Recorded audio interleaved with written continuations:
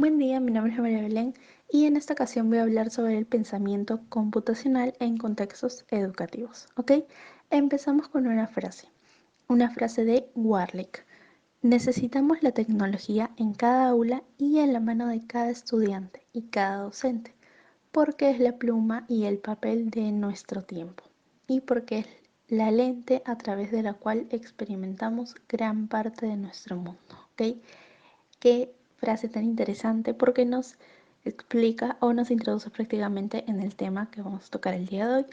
¿Por qué? Porque evidentemente la computación, la tecnología, el pensamiento tecnológico hoy en día ha evolucionado de repente de una manera muy brusca, de repente de un momento a otro nos encontramos en un contexto diferente, ¿cierto? Pero nos toca adaptarnos porque es la manera en la que nosotros vamos a trabajar y la manera en la que tenemos que pensar a futuro en un tipo de educación nueva, renovada, un tipo de educación que tiene visión hacia el futuro, ¿ok? Listo, entonces ese es el tema del día de hoy, como lo decía, es el pensamiento computacional, que no solamente implica una computadora, no implica solamente un software, implica mucho más, es un pensamiento y abarca muchas cosas, ¿ok? Entonces empezamos. ¿Qué vamos a ver en esta sesión el día de hoy? Ya sabemos más o menos un contexto, pero empecemos preguntándonos, ¿qué sabemos del tema?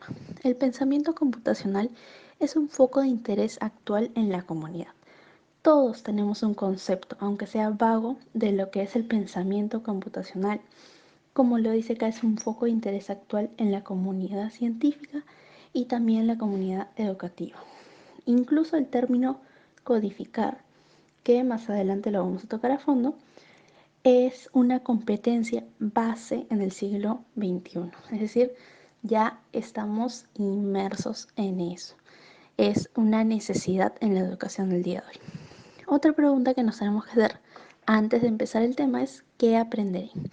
En esta sesión vamos a explicar y clasificar las visiones científicas, ¿ok? De la comunidad científica y educativa. Vamos a ver cómo incorporar el pensamiento computacional en las aulas tratando de insertarlo en el currículo, ¿ok? Y por último tenemos qué implica o para qué tenemos que aprender esto. Tenemos que aprender esto, ¿por qué? Porque nos puede ayudar a plantearnos la incorporación del pensamiento computacional en el currículo de manera transversal y también para plantear el tipo de formación que debe recibir no solamente los alumnos, sino sobre todo los docentes, que son los que van a transmitir este conocimiento. Listo, entonces empecemos con un poquito de historia. En los años entre 60 y 70, Pepper introdujo la programación robótica en las escuelas de la época, gracias a las propuestas del lenguaje de programación Logo y el robot Turtle, para la enseñanza de programación a los niños americanos, ¿ok? Todo empezó desde Pepper en el año 60 a 70. Tomó mucha importancia a través del tiempo, a tal punto que el aprendizaje de la programación se volvió indispensable en todas las disciplinas universitarias, incluso en las que de repente antes no se pensaba que tenía que estudiar eso también. En todas las disciplinas universitarias se introdujo y empezó a nacer la idea de trabajar con tecnología, lo que llamamos o lo que vamos a llamar ahora el pensamiento computacional. ¿Ok? Bueno, Papert tuvo un postulado interesante. No solamente se interesó o se enfocó en el pensamiento que se desarrolla al trabajar con la máquina, sino que por el contrario se introdujo más o se enfocó más en trabajar el pensamiento que se desarrolla cuando una persona trabaja con la máquina. ¿eh? O sea, no se enfoca en la máquina en sí, sino en el pensamiento, en lo que se desarrolla. ¿Listo? Continuamos. Bueno, luego de esto como que no tomó tanta importancia o se fue un poco la importancia, pero años después, gracias a los discípulos de lo que sería el científico que habíamos mencionado antes, que es Papert, renace el pensamiento computacional nuevamente y esta vez mucho más fuerte. Resurge el pensamiento computacional gracias a Wing. Renace gracias a él, quien se refirió al pensamiento como el proceso por el cual permite entender el comportamiento humano relacionado con la tecnología. ¿Okay? Entonces, gracias a este estudio, a esta mención de Wing, se produjo un interés más creciente. Se incorporó más el pensamiento computacional en las aulas. De repente no tan práctico, pero ya era algo frecuente y presente en las aulas. ¿Ok?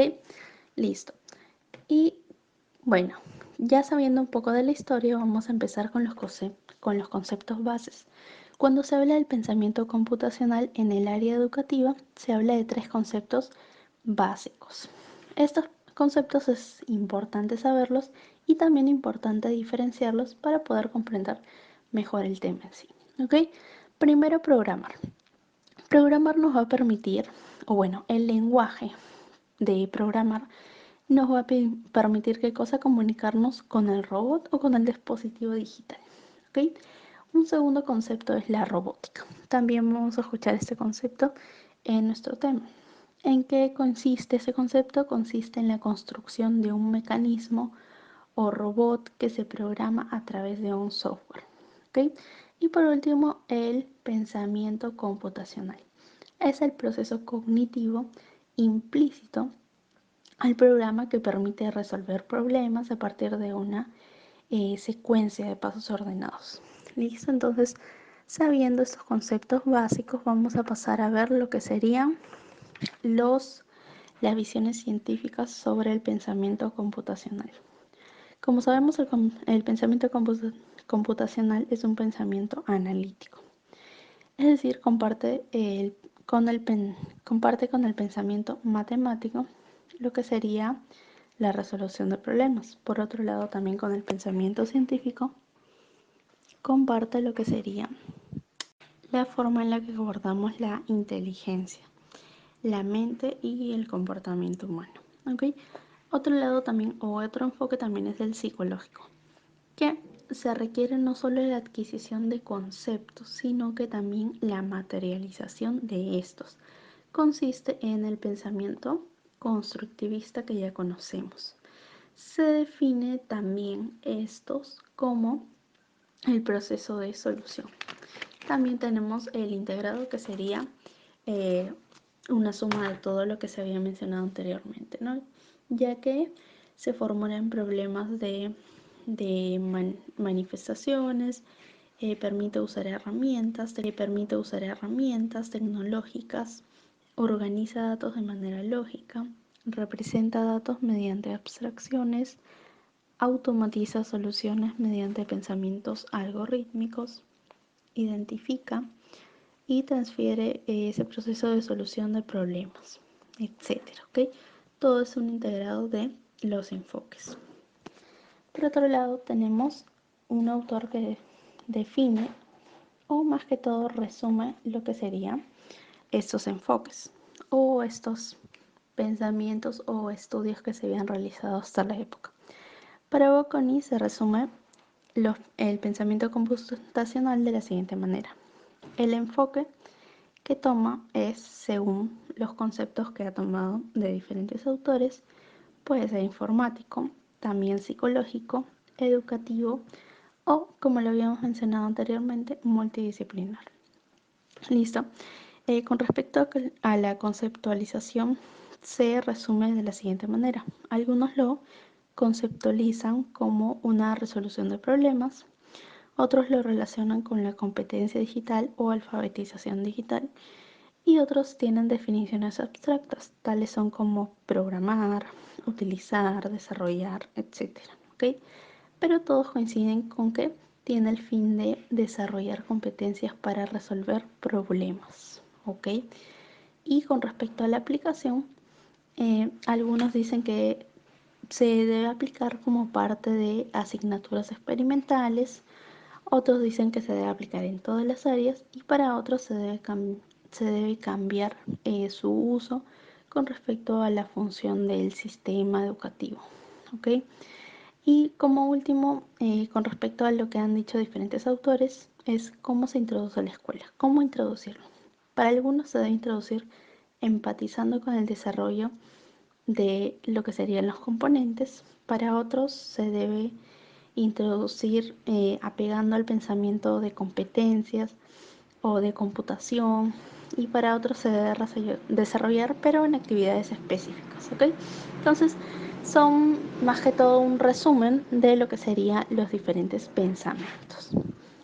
Y por otro lado tenemos los componentes del pensamiento computacional.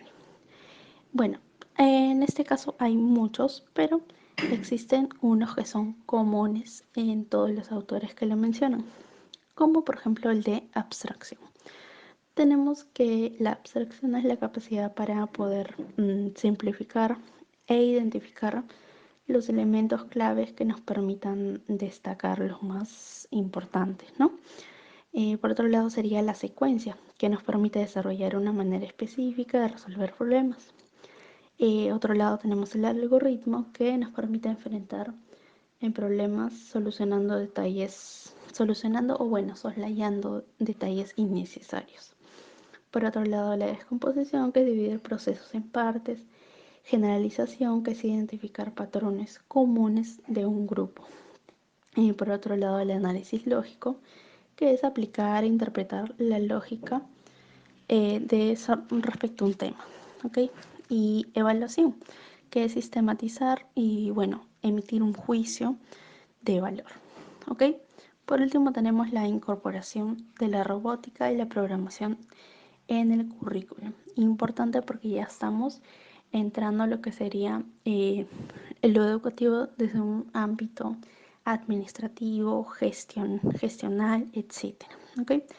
Bueno, se resume lo siguiente en la incorporación, o lo que los diferentes autores se recoge de diferentes autores de lo que piensan con respecto a la introducción del currículum.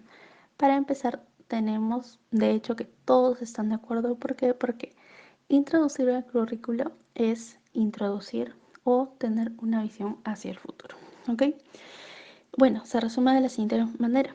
Su incorporación, mejor dicho, ayuda al desarrollo del pensamiento crítico, sin embargo, no lo garantiza.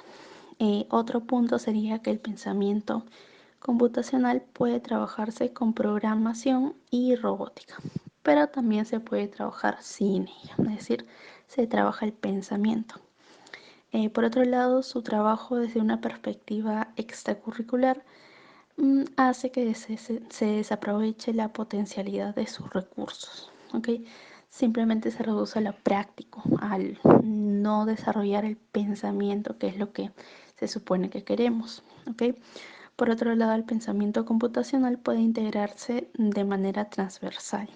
Y bueno, tenemos de hecho que un punto clave sería o un papel clave, un rol clave es el del docente, porque es el que va a transmitir este pensamiento. Y ojo, tiene la responsabilidad de transmitir este pensamiento, estos conceptos, pero despertando el interés, no solamente siendo práctico o queriendo ver solamente el producto, sino despertar esto. ¿Ok? Y bueno, por último tenemos con respecto al pensamiento computacional las ventajas y desventajas, las potencialidades y dificultades. ¿Okay? Por el lado positivo, las potencialidades tenemos que nos permite el uso de elementos que despiertan curiosidad y motivación en los alumnos. Claramente, lo que serían los videojuegos, los robots, despiertan el ímpetu creativo. Bueno, después permite la habilidad para poder trabajar de manera sistemática en lo que serían los procesos, pues, ¿no? Mejorar el área experimental, el análisis de los alumnos, etc. También puede servir para redefinir la relación con las demás asignaturas, que también se ha comprobado gracias a este método. ¿Okay? Y también introducir la nueva alfabetización, que es necesario, fundamental ahora en el tipo de educación vinculada a las TICs. ¿Okay?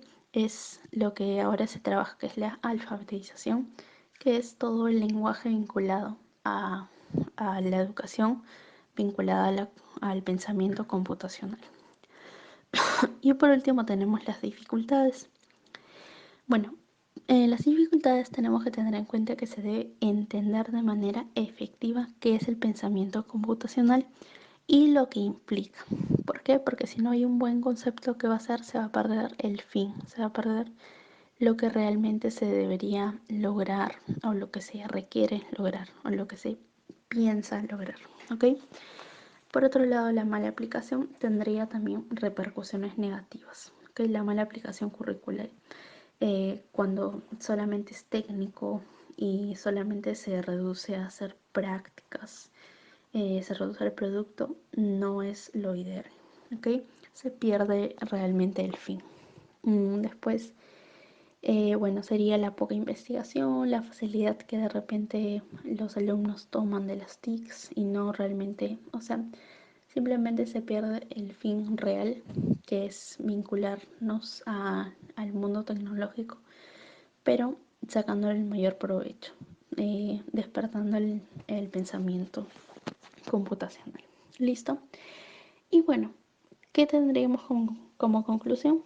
Que bueno, definitivamente el pensamiento computacional emitido o transmitido de una manera efectiva va a mejorar el proceso de la enseñanza-aprendizaje. Va a desarrollar una nueva alfabetización, una competencia digital que nos va a servir o va a transmitir, los docentes van a transmitir y va a servir para un futuro. ¿Por qué? Porque un alumno que no está inmerso en el mundo de la computación, en el mundo de la tecnología, no está preparado para un futuro. ¿Por qué?